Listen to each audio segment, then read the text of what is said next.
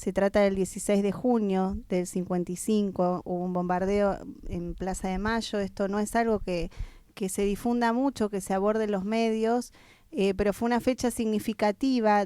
Sobre esto nos va a hablar Gonzalo Chávez. Él es escritor, escribió La masacre de Plaza de Mayo y también formó parte de lo que fue la resistencia peronista. ¿Cómo estás, Gonzalo? ¿Qué tal? ¿Cómo están ustedes? Bien, muy bien. Bueno, muy expectantes, ¿no?, de poder abordar este tema y de poder tomar un poco de conciencia y de reflexionar sobre lo que pasó ese 16 de junio. Sí, sí, fue un hecho cruel, pero nunca recordado, estuvo acallado por mucho tiempo. Bueno, ahora es el momento de hablar, es la oportunidad. Me parece que es interesante esto, que se recuerde, que se comente, que se informe sobre lo sucedido ese día, ¿no? ¿Cómo empieza tu investigación y qué es lo que te motivó? Bueno, yo en realidad estaba haciendo dos investigaciones y un día un periodista amigo me dijo: mira, Gonzalo, este tema del bombardeo, dedicate a esto, porque esto es un boom, esto es algo que estuvo acallado mucho tiempo. Si vos lográs algo, va a ser importante y se va a difundir. Y bueno, yo me decidí entonces, tomé esta investigación, estuve trabajando cerca de 4 años, pero al principio no sabía por dónde empezar, porque tenía muy poca información. Además, yo en un momento pensé que sabía mucho, pero después en la investigación me di cuenta que no sabía nada sobre el hecho, ¿no? Y me acordé de algo que siempre decía Rodolfo Bosch, ¿no? Que todo lo que uno quiere conocer, hasta lo más secreto, por lo menos el 80% está en fuente pública. Y bueno, yo me fui a Buenos Aires, a un comercio que vende diarios viejos, que estaba por debajo de la avenida 9 de Julio, y compré los diarios del 17 y 18 de junio de 1955. Y ahí estaba todo. Ahí empieza, claro. Ahí estaba todo. Y ahí una de las cosas que me encontré fue con la lista de los muertos y los heridos, ¿no? Con nombre, apellido, número de documento. Y bueno, y eso había quedado en el olvido. ¿Cuántos muertos fueron más o menos? Son 380 a 400 muertos. Siempre es una lista incompleta, porque hay mucha gente que falleció los días después como consecuencia de las heridas, y no, ese día no fueron contabilizados, ¿no? Y lo que hubo, más de 1000 heridos, que la mayoría lisiados, ¿sí? Y bueno, y eso conmocionó, ¿no? Porque una cosa es hablar de un número y otra cosa es hablar de una persona, ¿no? Y bueno, y ese es uno de los aportes que tiene el libro. El otro aporte interesante que tiene el libro, además de difundir lo que sucedió en ese día, ¿no?, es que hubo integrantes de la última dictadura militar de genocidio que ya habían participado de ese complot, ¿no?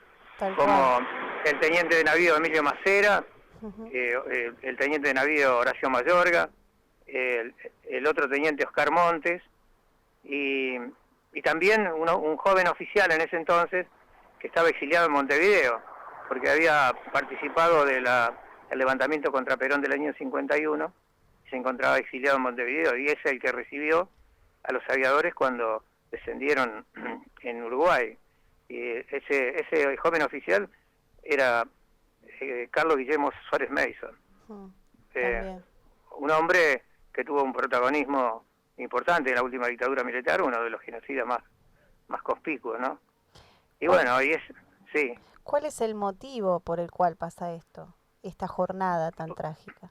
Bueno, la intención que había era matar a Perón. Esa era. Con esa idea de que muerto el perro se acabó la rabia, ¿no? Entonces, el peronismo, un movimiento masivo, no le podían entrar por ningún lado, o sea, ni con los votos, ni con la democracia, ni con la movilización. Entonces, lo único que podían hacer ellos es un hecho de sangre, así, tremendo como este. Y bueno, y la idea era matar a Perón. Ellos pensaban que con eso solucionaban todos los problemas que, según ellos, tenía el país, ¿no? Y por eso bombardearon muy temprano. ¿Cómo fue la jornada? Ellos arrancaron cerca de las 9 de la mañana de la base aeronaval de Punta Indio. pero no pudieron bombardear temprano porque las condiciones meteorológicas no le daban, había un plafón muy bajo, y entonces estuvieron sobrevolando la ciudad de Colonia de Uruguay como un par de horas. Recién la primera bomba logran tirarla a las 12:40 del mediodía. O sea, hay una película que hizo Leonardo Fabio, donde hay una imagen del bombardeo y un reloj, ¿no?, con las agujas paradas que indican las 12 y casi 40, ¿no?, que es el momento de la primera bomba. La primera bomba cae sobre Plaza de Mayo. Y hay un empleado, un trabajador, que volvía a su casa porque habían dado asueto por el bombardeo, va a entrar a la boca del subte de Plaza de Mayo y una esquirla lo mata. Ese hombre, conocemos su nombre, se llama Juan Carlos Marino, ¿sí? Era un trabajador de la aduana y vivía en Morón. ¿Cuántos años tenía? Y tenía unos 42 años. Claro. El hecho es que su hijo, que fue abogado, ahora fallecido, su hijo, cuando se cumplieron 40 años del bombardeo, se presentó ante la justicia y pidió un esclarecimiento del hecho y un resarcimiento económico por la muerte de su padre, ¿no? Y bueno, y la justicia en primera instancia le falló a favor, pero el Estado apeló, estamos hablando del gobierno de Carlos Menem, el Estado apeló y quedó todo en la nada. Cuando él hace esta presentación, un periodista le pregunta, le dice, ¿por qué usted esperó 40 años para hacer esta denuncia? Y dice, bueno, el problema, dice, nosotros éramos peronistas, dice, estuvimos perseguidos muchos años, proscriptos, encarcelados. El tema del bombardeo era un tema que se hablaba en rueda de amigos, en la mesa familiar, pero no era un tema que se podía hablar en público. Y bueno, pasaron 40 años, hubo condiciones mejores y yo me presenté, dice, ¿no? Y lo bueno de todo esto es que su hija, Mariela Marino, que es abogada también, sí, es una de las personas que hoy está al frente de la Comisión de Familiares de muertos en el bombardeo y que han logrado cosas importantes, ¿no? Por ejemplo, que la justicia lo declare un crimen de lesa humanidad, que se tiene esa característica, ¿no? Yo encontré un archivo, un estudio del archivo de la memoria, ¿no? Una investigación del año 2010. Vos hiciste el libro en el 2005. Y bueno, qué antecedente haber hecho ese libro, ¿no? Porque esto es del 2010, es un documento nacional y te menciona muchísimo. O sea, fuiste una fuente fundamental. Sí, había otro libro antes que se llamaba Bombas sobre Plaza de Mayo, escrito por un periodista, pero es un libro que está hecho con cierta parcialidad, porque tiene muchas entrevistas a militares, es interesante leerlo, ¿no? Pero no habla de las víctimas, ni da nombre, ni cantidad, ni nada por el estilo. Pero este hombre, que se llama Carbón, el periodista que escribió el libro, hizo una entrevista a un oficial de la Marina, y entonces el oficial dice lo siguiente, dice, lo de Plaza de Mayo, lo de la masacre de Plaza de Mayo es mentira, dice, porque le dice al periodista, ¿usted vio alguna vez un monumento, una lista de muertos, una placa puesta en algún lado? No, dice, no existió. Y en ese momento era cierto eso. En ese momento era cierto, no había ninguna placa, ninguna lista. Dice, si hubiese sido cierto, Perón pone las viudas en Plaza de Mayo, dice. Eso, la masacre no existió. Bueno, esa era la idea. Había una negación total de reconocer ese hecho, ¿no? Una negación y que después en lo que continuó, ¿no? Porque si hablamos de junio también, vemos lo del 9 de junio del 56, o mismo lo que nos mencionabas hoy del golpe del 76. Claro, sí. Sí, eso bueno. No le prestaba atención. Sí, la verdad que nosotros no tuvimos condiciones para conocer este hecho en profundidad, porque nos hubiese alertado mucho sobre lo que eran capaces de hacer estos hombres, ¿no?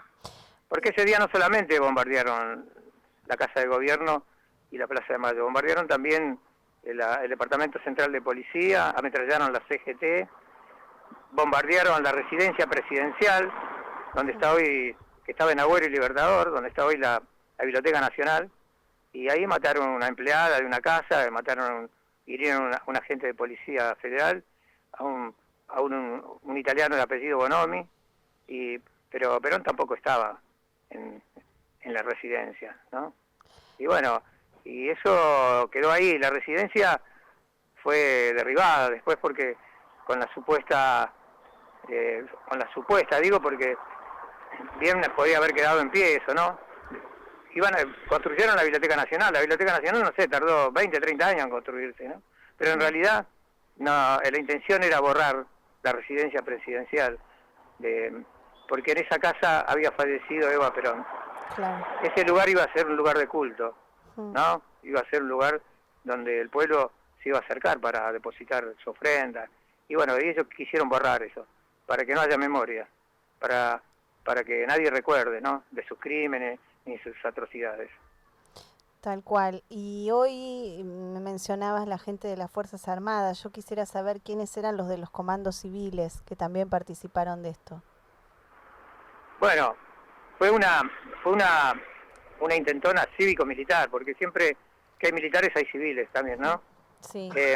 Ellos tenían preparado, bueno, la idea era matar a Perón, ocupar la Casa de Gobierno con tropas de infantería de Marina que tenían alistadas 250 infantes de Marina que rodearon la Casa de Gobierno y no pudieron tomarla, ¿sí?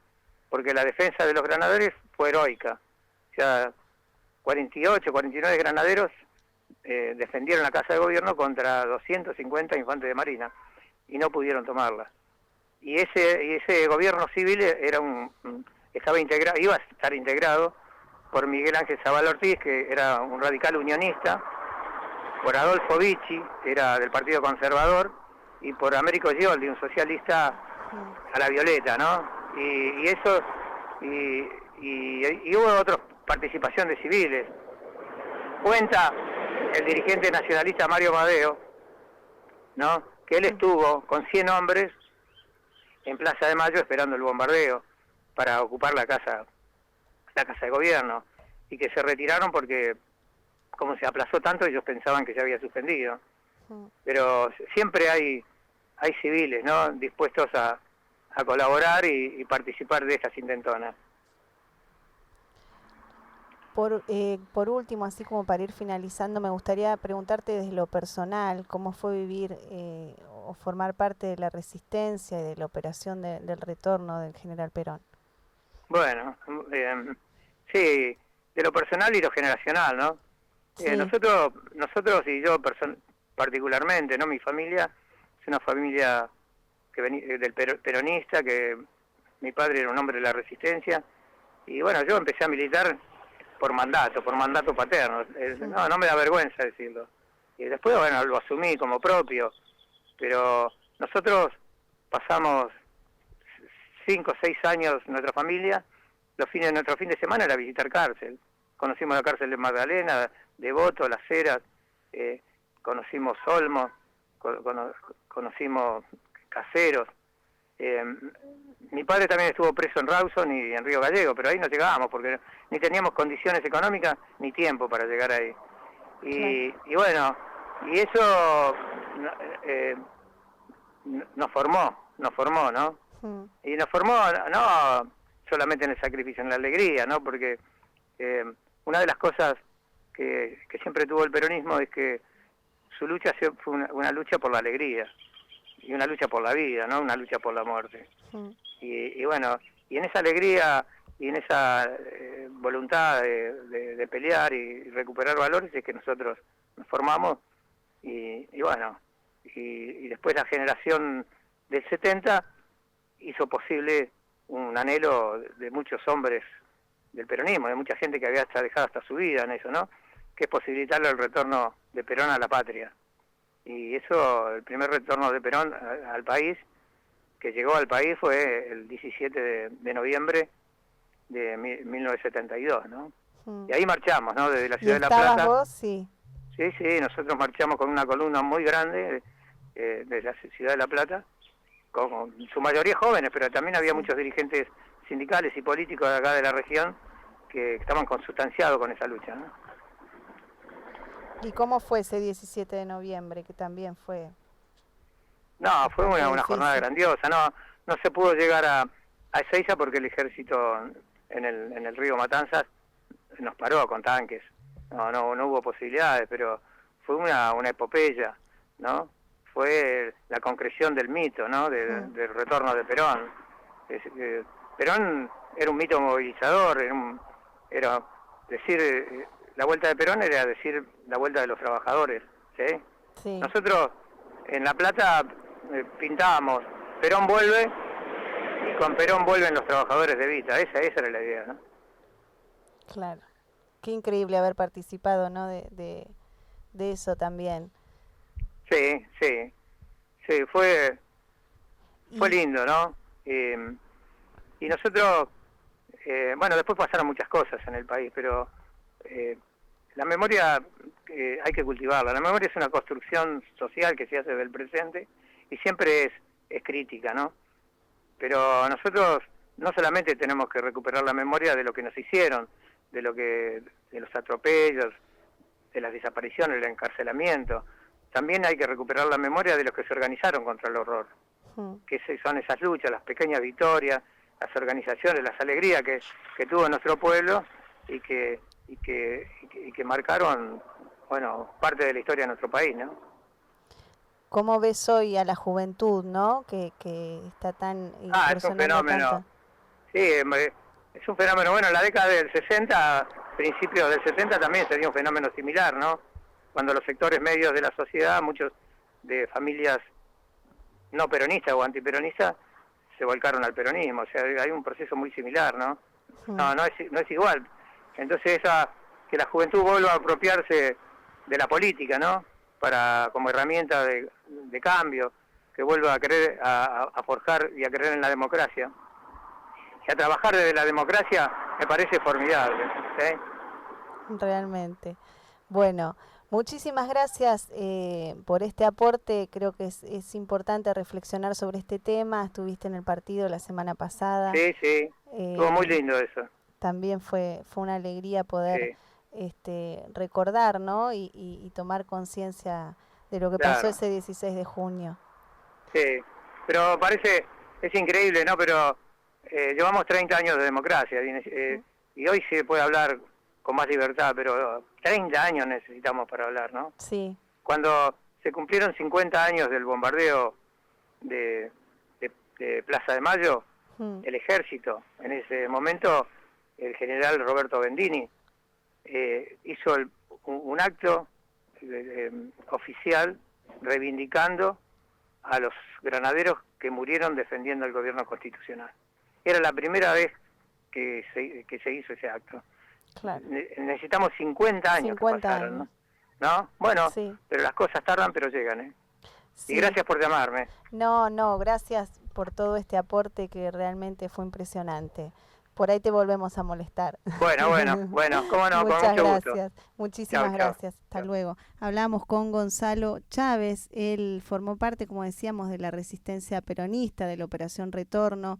Escribió en el 2005 La masacre de Plaza de Mayo, un día que nadie, la historia por ahí no es muy recordado, que no forma parte de lo que es la memoria de todo lo que nos pasó, pero que fue el inicio de todo lo que continuó después. Así que era súper importante que reflexionemos hoy, que es un día también patriótico. Hemos hablado tanto del Día de la Bandera que me pareció que era importante hablar de algo que pasó en junio también, importante para los argentinos. Destino Ciudad, donde vive la cultura.